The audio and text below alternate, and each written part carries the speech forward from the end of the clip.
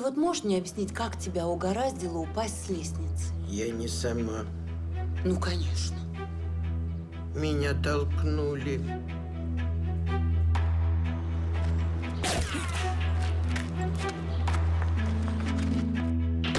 Леночка, у меня для тебя сюрприз. Сюрприз. Герои погибают в книгах, а прототипы в жизни. Меня столкнули. Кто это был? Это была Дубровина.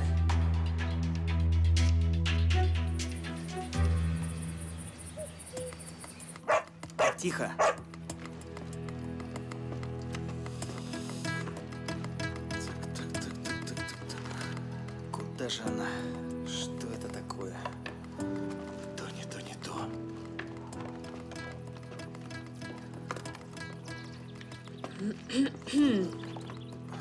Ребята, вы можете сказать хотя бы, что вы ищете, а? Оружие. Оружие в моем доме. Вы с ума сошли? Ник, и мне кажется, что из этого оружия кого-то застрелили. Так.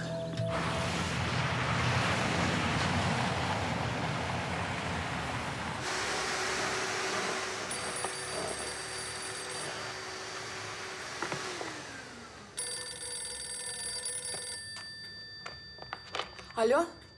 Алло, да. Да, это Юля.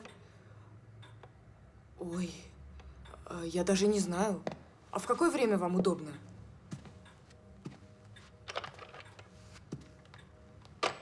В чем дело, Юля? Почему пылесос посреди комнаты? Кто звонил? Мансуров Марта Рудольфовна. Он хочет, чтобы я позировала ему для портрета. Смотри-ка, что творится. И что ты ему ответила? Надеюсь, согласилась? Нет, я не успела. Я случайно повесила трубку. Ну так перезвони ему и договорись о сеансах. Что ты смотришь? Ну я же должна знать, когда не могу на тебя рассчитывать. Значит, вы не возражаете? А с какой стати мне возражать? Он же тебя не на черное мясо приглашает, а я так понимаю, позировать для портрета?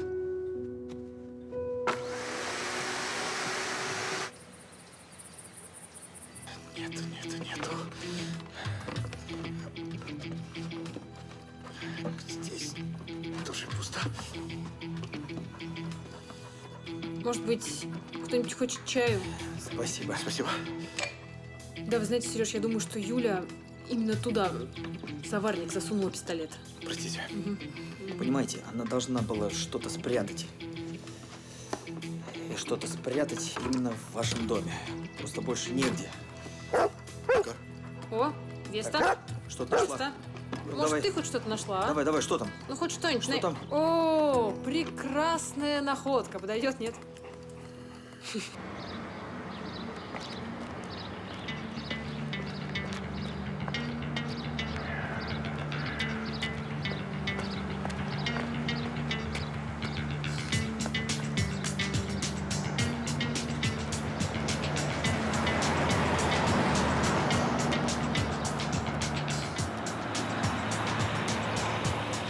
Везешь?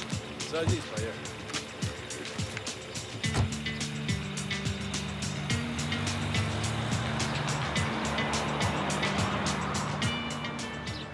Я, конечно, очень не хочу вас расстраивать, но, по-моему, вы ошибаетесь. Держи. Да, придется с вами согласиться. Ну, извините за Да беспокойство. нет, ничего. Простите. Пошли. Да, приходите еще. Я вас чаем напою. Ну, всего доброго. До свидания. Кстати, шторы откройте, солнышко на улице. Ну, Еще раз простите. Да ничего. если хотите, я все уберу. Не надо, все хорошо. Да? Да. Вот, ну, тогда до свидания. Да, до свидания. Всего хорошего. Чай, кстати, был прекрасен. Спасибо. Вот. Извините еще раз за Ничего, беспокойство. ничего, хорошо? ничего. Все хорошо. Все нормально. Пойдем. Серег, Подожди, собака-то моя. Так, где ты там? слушай, ты достал Эй! со своим... Ты что сделал? Ты что сделал-то? Ник, извините, он... Ты что натворил, засранец, а? Ты что делаешь? Простите, пожалуйста. Извините, Ради у бога, нас, простите. он тоже, у нас все У подушки него, знаете, такие. это не всегда так. Да. Просто... Ну, ничего страшного. Всего-навсего подушка моего отца. Опа.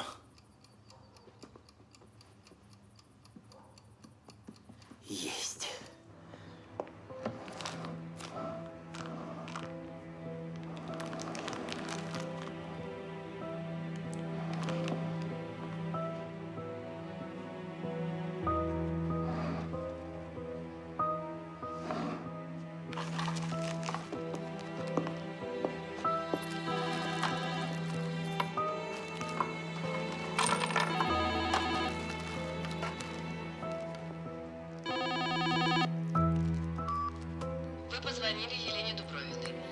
Сейчас я не могу ответить на ваш звонок.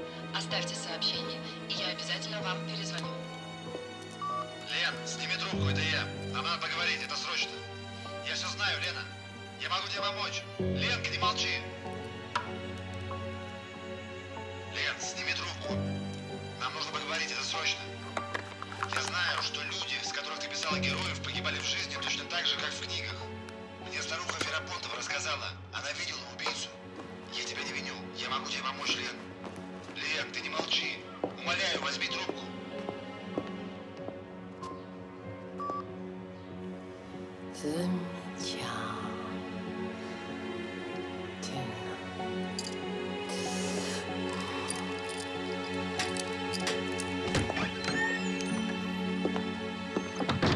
Красавица.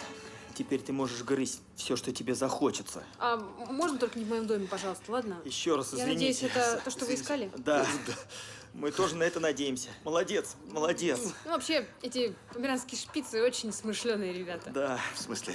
Подождите, это же щенок южно-русской овчарки же ведь? Ты че, реально поверил? Слушайте, ну вообще, Бабкин ты даешь. на овчарку на самом деле не очень сильно тянет. А вот на померанского шпица идеально. Макар.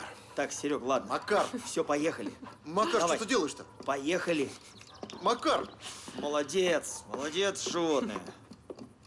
Ник, Сереж, скажите, пожалуйста, а вам действительно важно в собаках разбираться? Может, ну его, а? Вы ж не кинолог, в конце концов. ну, в общем-то, да.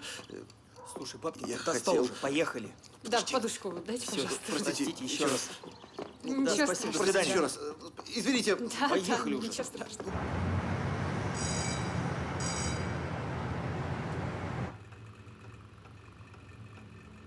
Ты куда смотришь? Мне же твои глаза нужны, твое лицо. Молодец. Молодец. Богиня. Фея. Где ты раньше была?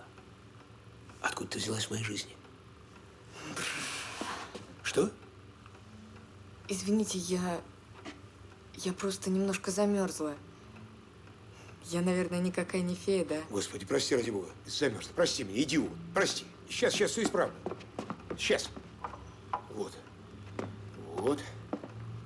Спасибо. Ну? Ведь ты моя натурщица, а я тебе ничего не знаю. Вы знаете, это, наверное, не очень интересно. Но почему? Вот вы художник, и для меня это совершенно другой мир. Может быть, вы расскажете о себе? Не бойся. Это началось давно. Мне было 6 лет. Мама привела меня в Третьяковскую галерею. А что у нас с портретом? А с портретом у нас...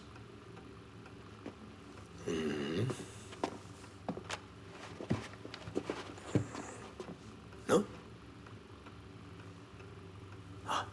Похоже? Ну, не совсем. Я так у тебя вижу.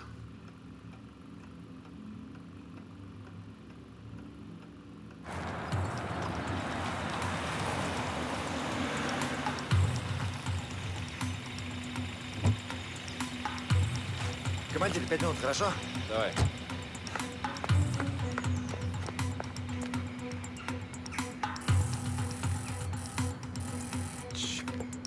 Черт. Дубровина! Дубровина! О, Вась, привет. А ты что, к Дубровиным? Ну а к кому же еще? А их нету. А где они?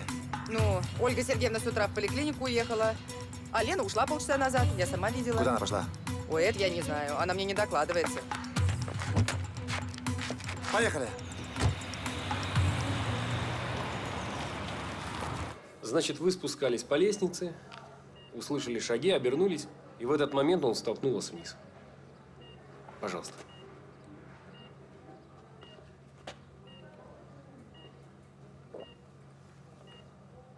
Она... Это была женщина. А вы сможете ее описать? Я видела мельком. Брови черные, густые. Глаза немного запавшие. Ну а прическа, цвет волос? Я не видела. У нее шапка или капюшон. Я не рассмотрела. Ну складывается что-нибудь? Да пока что-то не очень. Похоже?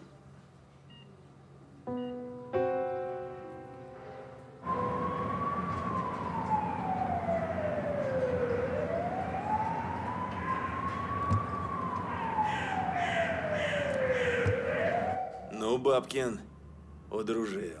На этой флешке все счета Тагоева, которые он в офшоры переводил. Его комбинат госзаказ от Минсельпрома получил.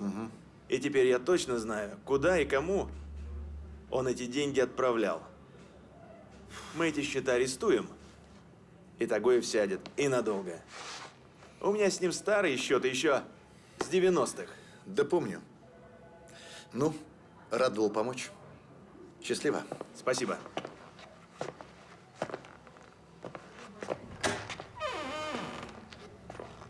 Счастливо.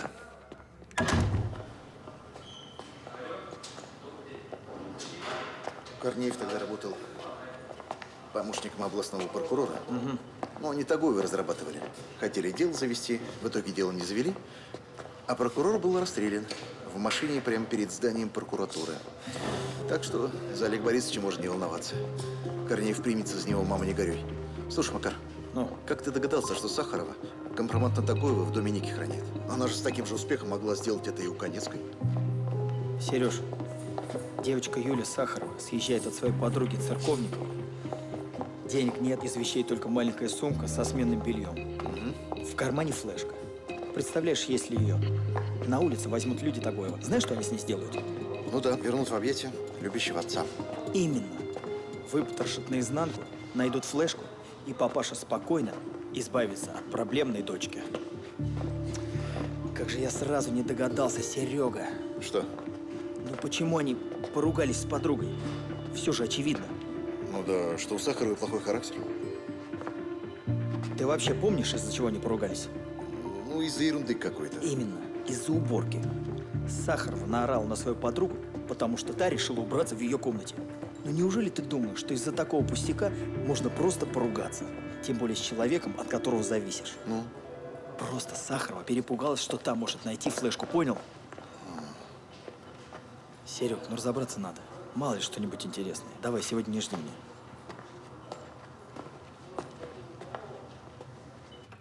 И председателем этой приемной комиссии оказывается тот самый Левашов, с которым у меня был конфликт, понимаешь? Что? И он говорит мне: прости меня, вот-вот, прости, я был неправ.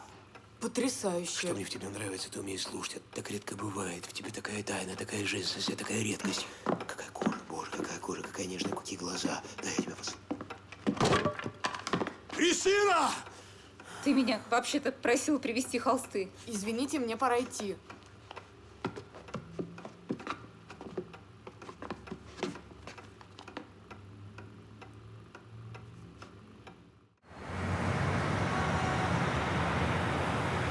Это просто какой-то незатыкаемый фонтан красноречия. Сначала я ему 3 часа позировала. Замерзла, у меня все затекло. Потом он мне еще 3 часа рассказывал всю свою жизнь.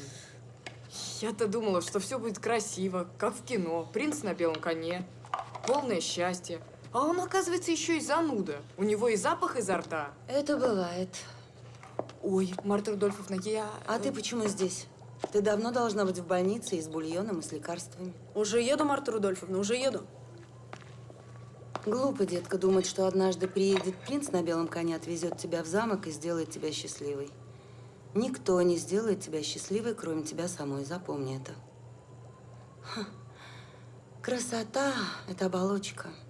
Принцы, увы, лысеют, принцессы становятся старухами. Так, мы будем сегодня обедать? Или ты собираешься уморить меня голодом? А, да, сейчас. Ой, сейчас.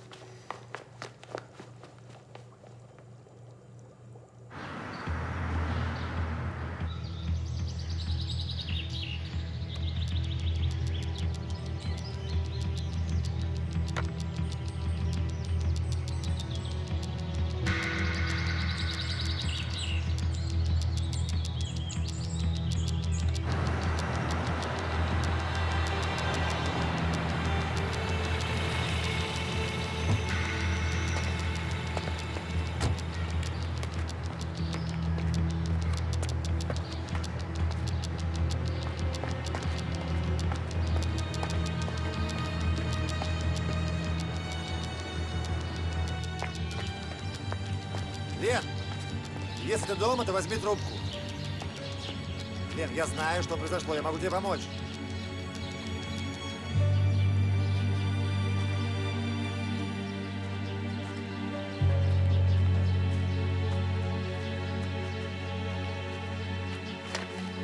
Не делай этого.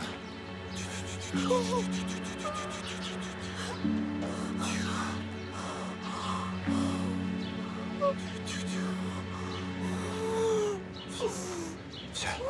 Все хорошо. Все хорошо. Все. Все.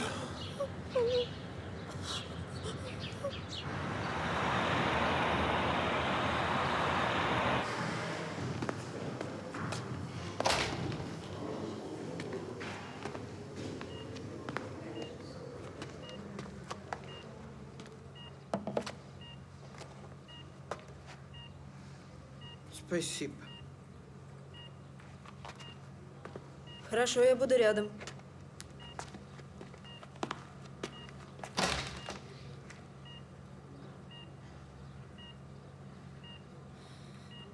Мамочка, я не знаю, что мне делать. Просто вся моя жизнь рушится. Не переживай, доченька. Он тебя любит. Ты его жена, это главное. А Юля, это так, минутное увлечение. У художников это бывает. Не просто увлечение, мама. Он пишет ее портрет. Он со мной даже не разговаривает.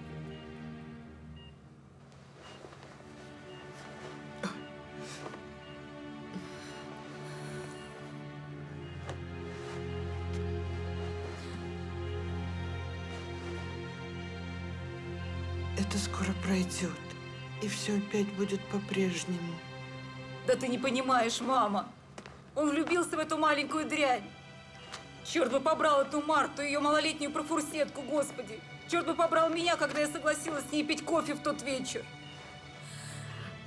Какой вечер? О чем ты говоришь? Там была эта девчонка, официантка. Она, кажется, пролила кому-то кофе на брюки. Мы поспорили. В общем, я сказала, что девчонка страшна, как смертный грех. А Марта, что из любой можно сделать красавицу. Потом Марта привела ее в галерею, и Роман начал скакать вокруг нее. Потом писать портрет. Я просто не знаю, что мне делать, мама.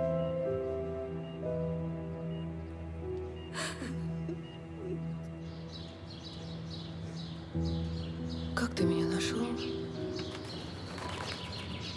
Да так и нашел. Полдня катался по нашим любимым местам. Это не мое любимое место. Нет. Вспомнил, как ты писала клятву на крови. Герой хочет покончить с собой, но не хочет, чтобы это выглядело самоубийством. Ты говорила про это место, что здесь редко кого можно встретить. Инъекция, коллапс легких. Препарат разлагается в крови за 12 часов. Когда тело найдут, то следы препарата уже не обнаружат. И ты хотела, чтобы так выглядело все?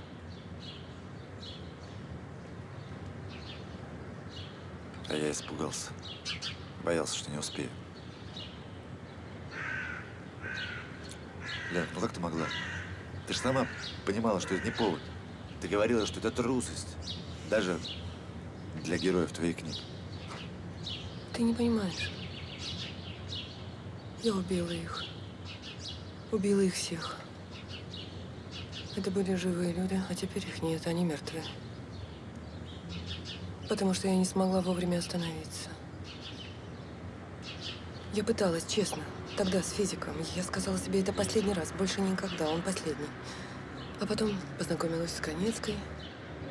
И оказалось, это сильнее меня. Можно сказать, что с ней все обошлось, но вот увидишь, это временно. До поры, до времени, да. Как еще можно остановить этот кошмар? Скажи, если знаешь. Скажи. Да. И чем ты мне можешь помочь? Ничем.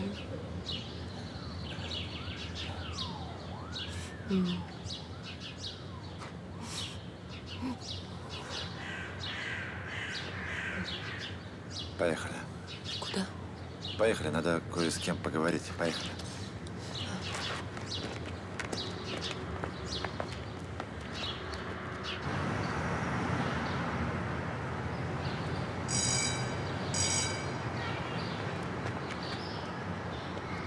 Что такое? Мне сказали, что ты срочно хочешь меня видеть. Что случилось? Тебе плохо? Приходила Кристина. Ну, прекрасно. Я очень рада, что она, наконец, вспомнила о матери. Попей. Она мне все рассказала. Как ты могла так поступить с ней? Как ты могла? Когда ты привела эту девочку, Юлю, в дом, я тебя спросила, зачем? Помнишь, ты не ответила. И сегодня приезжала Кристина. У нее жизнь рушится. Ты затеяла эту историю, познакомила Мансурова с Юлей. Понимала, что она похожа на Кристинку и должна ему понравиться. Зачем, Марта? А затем, Валечка, что твоя дочь ничего вокруг себя не видит, кроме своего драгоценного мужа. А ты безумно скучаешь. Я ведь знаю. Вы видитесь 1 раз в 2 года. Почему ты распоряжаешься чужими жизнями? Люди не марионетки. Я тебя ни о чем не просила. Ну, знаешь, Валечка, если ждать, пока ты попросишь, можно 7 раз умереть от старости. Да, Валечка. Эта девочка действительно очень похожа на Кристину в юности. Да? Я познакомила ее с Мансуровым. А что мне было делать? Смотреть, как ты мучаешься? Когда она в последний раз поздравила тебя с днем рождения? Ты помнишь? Твоя дочь – потребительница, мелкая эгоистка. А я, Валечка, я всего-навсего хотела, чтобы ты была счастлива. И все. Ты не можешь насильно осчастливить меня. Люди не марионетки, и это не кукольный театр, и ты не кукловод. Я очень люблю тебя, умная моя Марта, но только, пожалуйста, не надо ничего придумывать. Жизнь все равно умнее.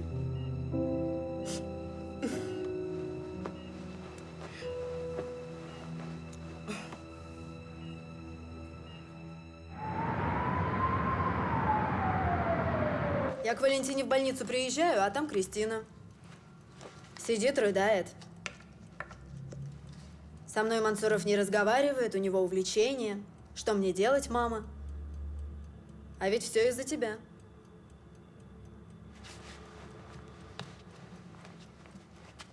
Подожди, не поняла. Кристина, его жена. Ну да. Так а при чем здесь Валентина? Это Кристина ее дочь. Чья? Валентины. Ты что, не знала?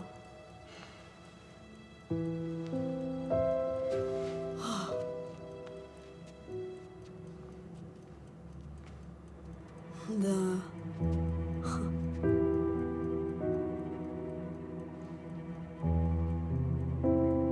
Подожди, то есть… А я думала, все знали. Юля. Ты слышала? Что это такое? Юля! Ха. По-моему, это тебя.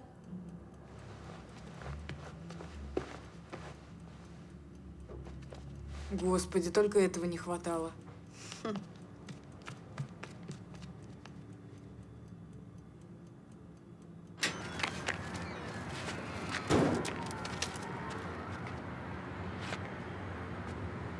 Юля, я не мог тебя не увидеть. Простите, Роман. Я зря согласилась вам позировать. Из этого ничего не получится. Подожди, Юля, ты что? Юля, Юля, Юля! Поезжайте домой. Ваша жена, наверное, волнуется. Ты думаешь, дело в моей жене? Это не так, Юля. Дело не в вашей жене. Дело во мне. Никто не сможет сделать меня счастливой, кроме меня самой. Юля! Юля!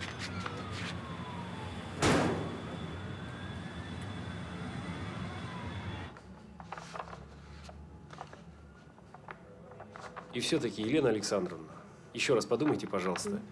Вам знакомо это лицо? Не думаю. Да и вообще не понимаю, кто здесь изображен, мужчина или женщина. Это может быть кто угодно. Простите, ничем не могу вам помочь. Понятно.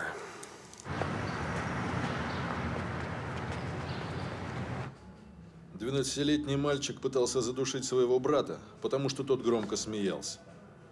15-летняя девушка разбила родной бабке голову о батарею, потому что та не пустила ее на танцы с подружкой. Да уж.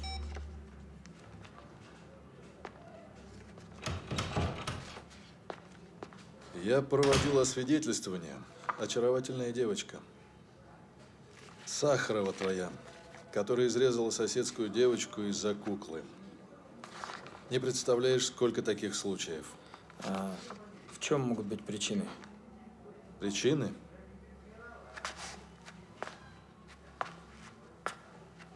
Прежде всего, наследственность. Хотя, если дети растут в неблагополучной среде, риск рецидива повышается. Страдают от вспышек агрессивности чаще всего члены семьи. Да. Я проанализировал историю болезни Сахаровой и могу тебе сказать, что люди, которые находятся рядом с ней, подвергаются постоянной опасности. А как часто могут эти вспышки агрессии возникнуть? Тебя интересует статистика? Примерно 70% пациентов с этим диагнозом имеют регулярные рецидивы. Так что она может взорваться в любой момент на голом месте. Угу. Например, если разозлиться. А разозлиться она может от чего угодно. Если ее не любят. Или ей кажется, что не любят. Если нарушили ее планы, или она думает, что ее планы нарушили.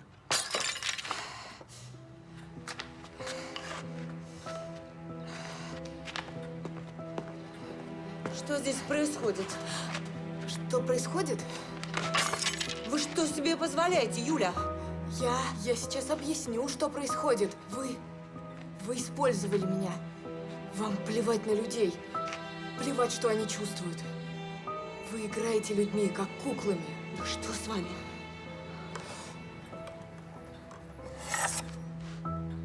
Юля? Старая ведьма. Таких, как вы, надо просто убивать. Юля, уберите это.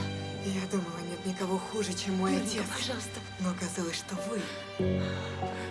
Вы еще хуже. Отец псих. Его контузило. Пожалуйста. На войне. Но вы ведь все это в трезвом уме делаете. Таких, как вы, надо убивать. А что здесь происходит?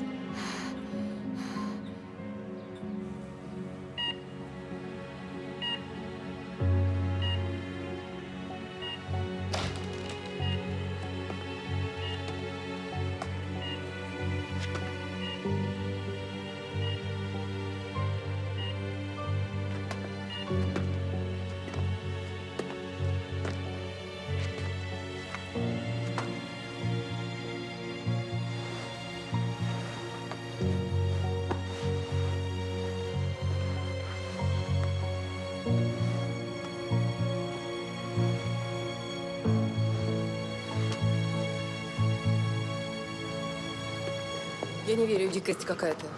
Ты перестала писать, потому что с прототипами твоих героев случалось то же самое, что и с героями. Вспомни, как ты об этом узнала? Я прочла в газете. Отлично. Можешь вспомнить, кто показал тебе эту газету?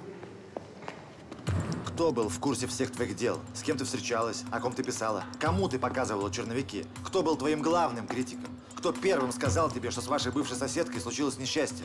Что она попала под поезд в метро? Поговори с Мурушевой. Она тебе расскажет, кто ее скинул с лестницы.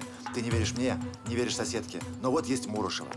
Она не страдает старческим слабоумием. И она видела, кто это сделал. Как бы дико это ни выглядело.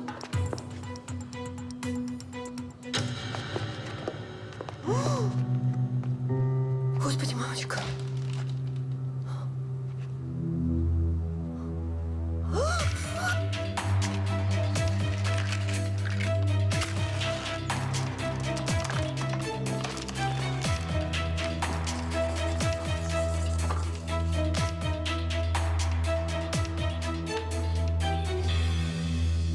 Все.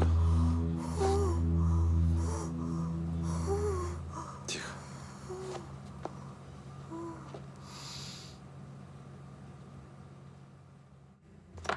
Ничего не понимаю. Кто Ворошова с лестницы столкнул? Нет, Сахарова заказал тетушку. Но исполнитель-то. Когда на Ворошова напали, он же с пулей в башке отдыхал. Может, действительно случайность. Тупо попытка ограбления. Серег, никто трубку не берет. Все, поехали проверим. Подушки не жрать.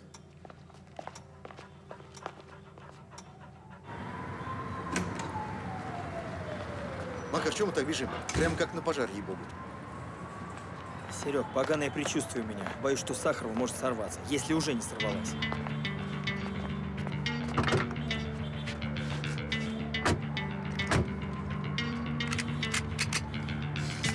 Поехали.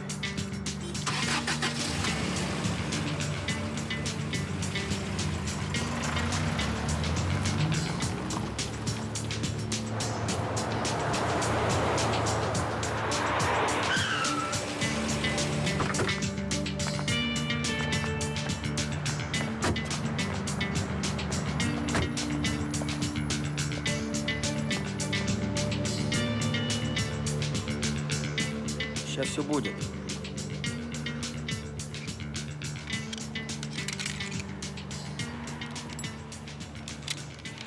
Ну что? Черт, не получается. Да шучу я.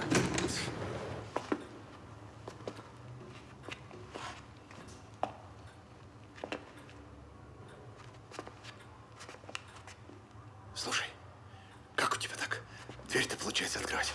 Потом научу.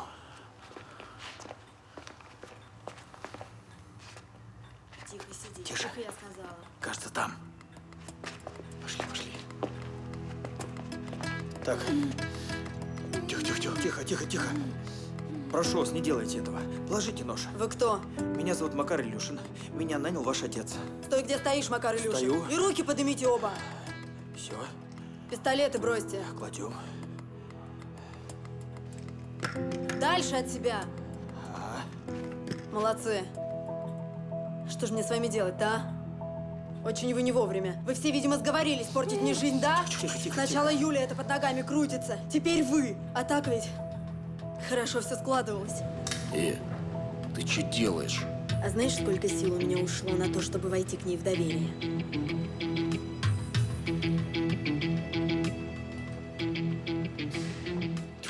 Давайте спокойно все обсудим, а? Обсудим? Отец тоже все хотел обсудить. Меня, видимо, все здесь за идиотку держат. Так, Юля, нет. Мы понимаем, у вас с отцом были какие-то проблемы. Ах, вы так все хорошо понимаете, Макар Илюш. Так должны знать, что я люблю решать свои проблемы. Потому что я ненавижу, когда мне их устраивают, а мне их постоянно устраивают. Сначала мать. Я ей сказала: мама, отпусти меня в Москву к отцу. Она сказала: нет, дочка, сиди в Юрьеве. Тогда я в 8 классе решила сбежать сама к отцу в Москву. И знаете, что сделала эта дрянь, моя мамаша? Объявила в розыск. И меня вернули домой с милицией. Она все время цеплялась за меня. Она не хотела оставить меня в покое. Она пыталась мной руководить. И у меня ничего другого не оставалось, как просто превратить ее жизнь в ад. А когда она решила умереть, я просто не стала ей мешать. Тихо. Юля, отпустите ее, она здесь ни при чем. Ты же знаешь, если сюда приедет полиция, разговаривать они не станут. Я устала от этих разговоров. Сначала я разберусь со старухой, потом с этой маленькой дурой, а только потом решу, что делать с вами. Ясно? А пока спокойно стойте и закройте рты. Юля, не трогай, она ни при чем. Не могу. Она мне очень надоела. Макар! Держи ее! Так, нож! Как ты, Юля? Я скорую вызову.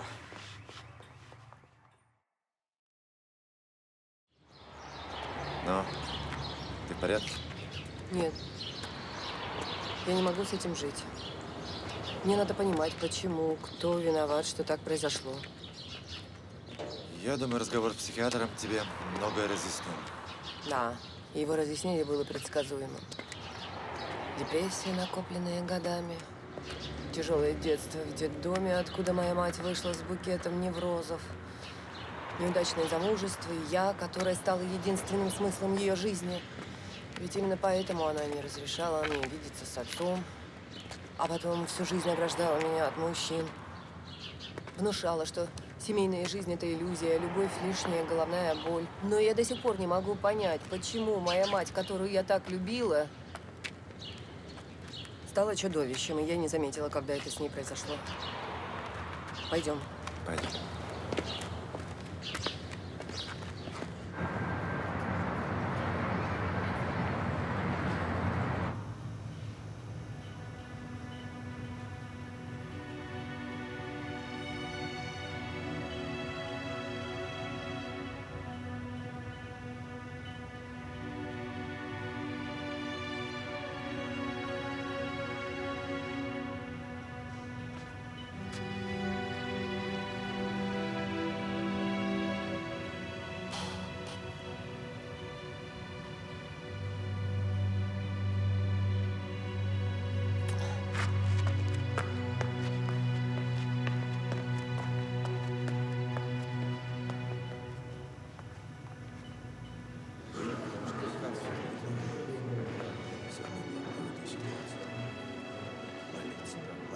Еще раз молиться. Не забывайте про посты. Не забывайте, что там наверху о вас думают. Не сомневайтесь, все будет хорошо. Я вам обещаю. В этом наше предназначение. Никуда мы от этого не уйдем. Ничего страшного.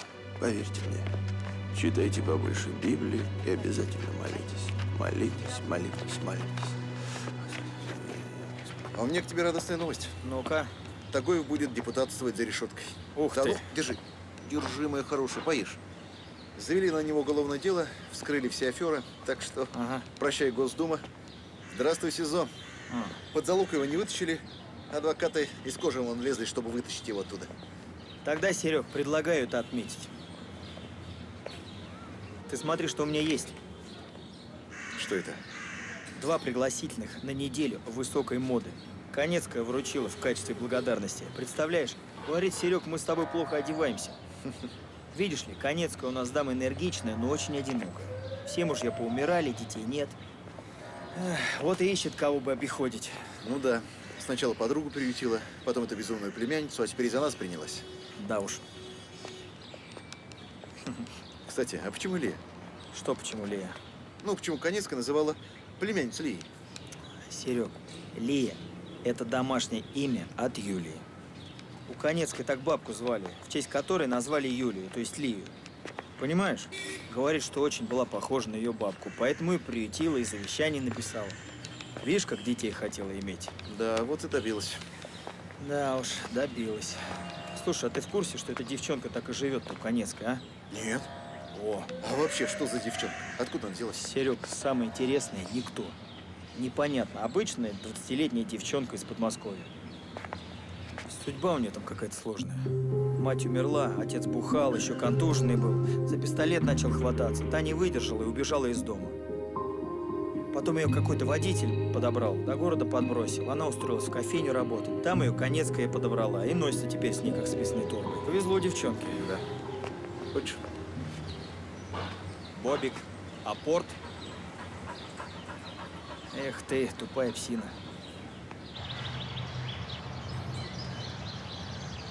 Батюшка, подождите, пожалуйста. Я хотела бы с вами поговорить. Моя мать, она находится здесь, и я хотела попросить вас. Вы хотите, чтобы я исповедовал вашу матушку?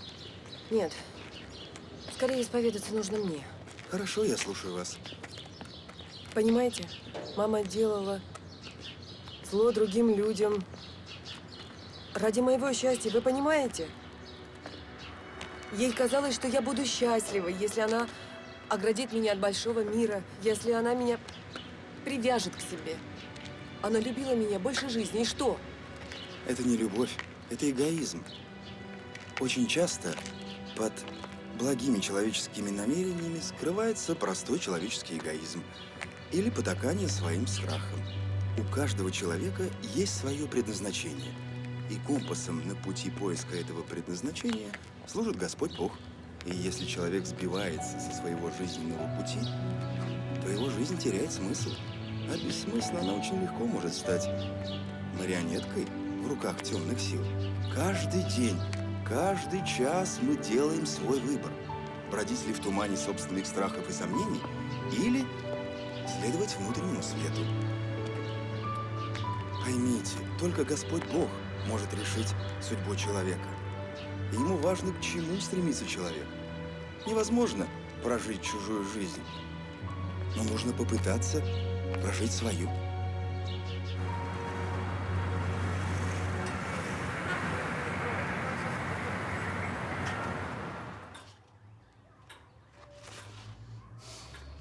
Чушь.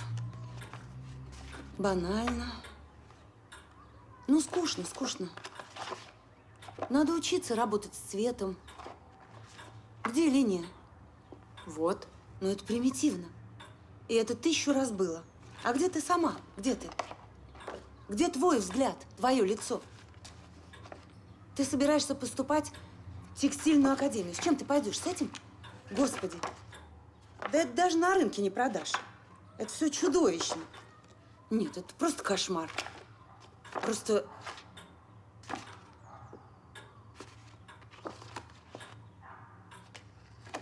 Нет, вот это, пожалуй, ничего. Да и это тоже. Да? Вы правда так думаете? Ты такси вызвала? Нет.